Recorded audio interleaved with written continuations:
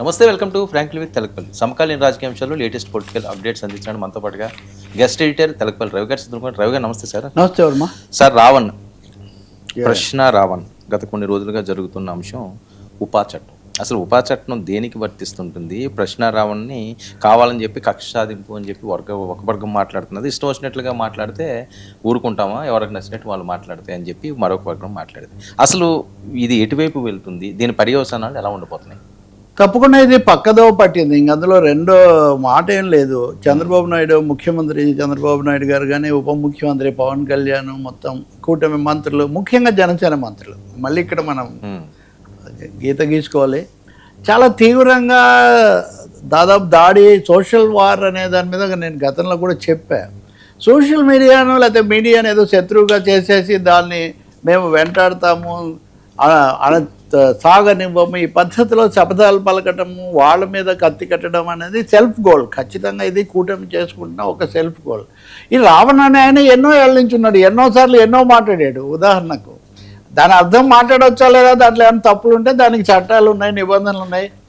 IT చట్టం ఉంది, లేకపోతే మీడియా చట్టం, పరువు నష్టం కేసు చాలా ఉన్నాయి. ఇవన్నీ కాదని వెంటబడి ఒక 3 సార్లు 4 సార్లు అరెస్ట్ చేసి 5వసారి దాన్ని మళ్ళీ మీరు అన్న ఉపా చట్టం పెట్టి, అంటే ఇదంతా సంథింగ్ ఈజ్ రాంగ్. అసలు గేమ్ ఎక్కడో పక్కదో పట్టిందని కాస్త ఆలోచించే వాళ్ళకి ఎవరికైనా అర్థమవుతుంది. ఎందుకంటే మొదటిసారి ఏదో స్వామి చెప్తారు వెనకడికి, మొదటిసారి ఏమో పొరపాటు, రెండోసారి గ్రహపాటు, మూడోసారి అలవాటు అని.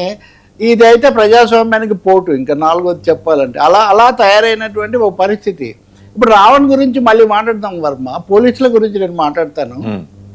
నిజంగా రావణ్ అంత దేశద్రోహం, రాజ్యద్రోహం చేస్తుంటే 4 సార్లు అరెస్ట్ అయితే మీకు అర్థం కాలేదా? మరి మీరు వెళ్ళి పట్టుకొచ్చారు, కేసులు పెడుతున్నారంటే ఎవరు ఏం ఫిర్యాదు ఇస్తే ఆ ఫిర్యాదు ప్రకారమే, కానీ మీరు కనీసమైన దర్యాప్తు కూడా మీరేం చేయరా? పోలీసులేక మీకు ఇచ్చిన ఆదేశాలు ఎలా ఉన్నాయా? లేదా అంతకంతకు ఏదో ఆటలో కదా డోసులు, స్టేకులు పెంచినట్టుగా మీరు సెక్షన్లు పెంచుకుంటూ పోతారా? ఇందులో లాజిక్ ఉందా? లేదా ఇందులో ప్రజాస్వామ్య విలువలు ఉన్నాయి? ఏమున్నాయి? తప్పు మాట్లాడారు, బూతులు మాట్లాడారు. బూతులు మాట్లాడకూడదు అంటానికి దానికి పెద్ద పెద్ద చట్టాలు అవి ఏం అక్కర్లేదు. దానికి మామూలుగా పరువు నష్టం కేసులు, లేకపోతే అసభ్య ప్రజాజీవనానికి భంగం, ఇట్లాంటివి చేయొచ్చు. కానీ ఇక్కడ రావణ్ అనే ఆయన, అది ఆయనకి ఇప్పుడు ఆయన కులానికి శత్రువు, రాష్ట్రానికి శత్రువు, ప్రాంతానికి పోయి అసలు జాతికే, ఇప్పుడు ఆయన రావణుని జాతికి, అతిపెద్ద జాతికి ముప్పు తెచ్చి పెడతాడనే స్థాయికి తీసుకుపోయారు. చూడండి, దీన్ని ఇంతగా పెంచటం ఇది ఒక అసహనం. పవన్ కళ్యాణ్తో ఇది మొదలైంది. నిన్న చంద్రబాబు నాయుడు గారు కుప్పంలో మాట్లాడింది ఇది.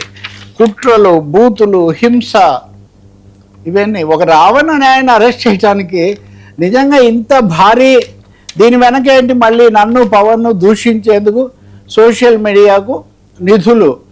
సోషల్ మీడియా ఇంతకుముందు చాలామంది అడుగుతుండేవాడు కదా, ఆయన అరెస్ట్ చేశారు బూతుల్లో లేకపోతే తప్పులో మాట్లాడినంత మాత్రాన అతను టెర్రరిస్ట్ అవుతాడని.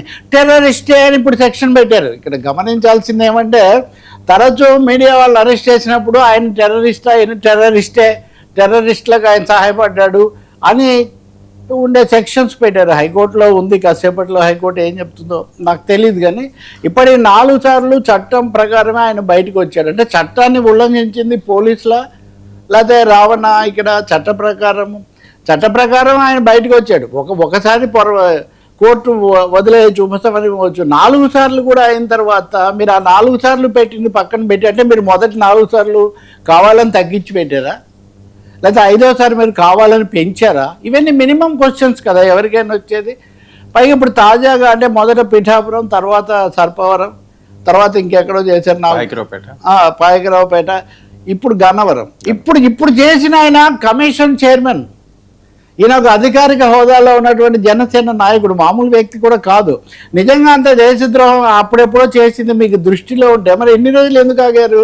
అంటే చాలా ఖచ్చితంగా ఒక వేట, ఒక వెంటాడడం అన్నది దీంట్లో చాలా స్పష్టంగా కనిపిస్తుంది. కక్ష సాధింపు ఇది అని కూడా అనొచ్చు. ఎందుకంటే ఈ స్థాయిలో కుట్రలు, బూతులు, హింస, ఇవన్నీ ఆరోపణలన్నీ మీరు చేస్తున్నప్పుడు అవన్నీ ఉంటే మీరు ముందే పట్టుకొని ఉండాలి కదా 2 సంవత్సరాల నుంచి. కాబట్టి ఇక్కడ ఖచ్చితంగా దేశంలోనే ఇప్పుడు నరేంద్ర మోదీ గారి ప్రభుత్వం, ఈయన సిద్ధార్థ వరదరాజన్, వాళ్ళకు విదేశాల నుంచి నిధులు వస్తున్నాయని కేసు పెట్టింది. 2 ఏళ్ళు నడిచింది ఆ కేసు.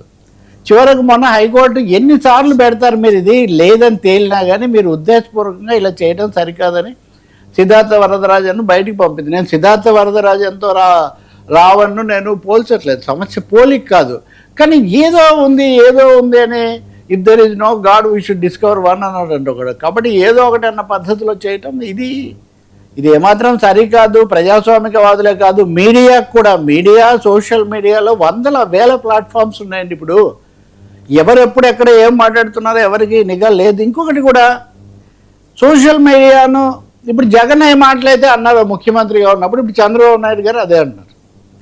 జగన్ అప్పుడు ఇదే అన్నారు, మా పెయిడ్ ఇవన్నీ పెయిడ్ అనే మాట అప్పుడే పుట్టింది. వాస్తవానికి ఉద్యమాలు కూడా పెయిడ్ అన్నారు, అప్పుడు కూడా ఖండించాము అలాంటి వాళ్ళం, అప్పుడు కూడా ఇది తప్పు అని చెప్పాము.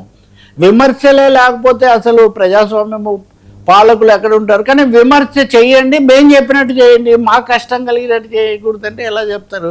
బూతులు తిట్టారు అప్పుడు కూడా ముఖ్యమంత్రులను తిట్టారు, అప్పుడు కూడా మంత్రులను తిట్టారు, వాళ్ళని పట్టుకున్నారు, ఉద్రిక్తతలు వచ్చాయి, దశల వారీగా నడిచింది. కాబట్టి ఇదో ఘర్షణ.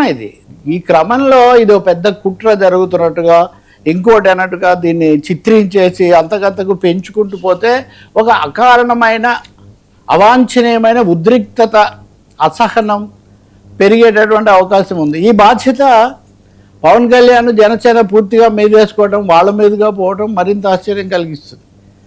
ఇప్పుడు రఘురామకృష్ణరాజు గారు కూడా వచ్చేసి ఆయన కూడా మాట్లాడుతున్నారు, ఏమంటే మిగతా వాళ్ళకంటే కూడా గట్టిగా ఇలా జరగాల్సిందే అది ఇది అని. మరి ఆయన కూడా గతంలో అనేక మాట్లాడారు.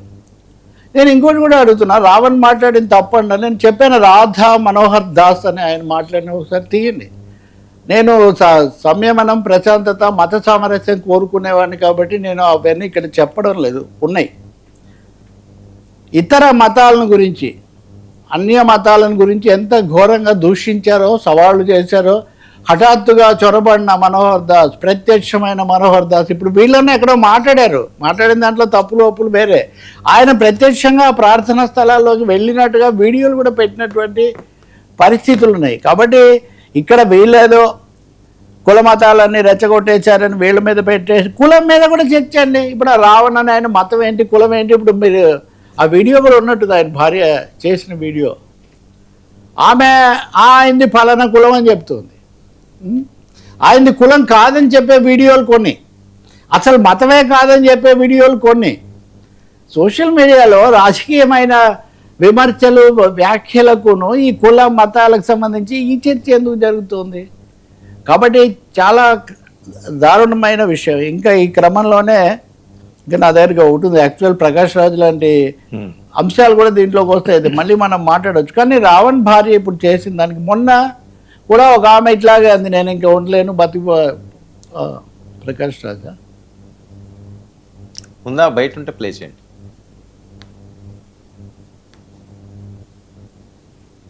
వాయిస్ ఏంటో వరుసగా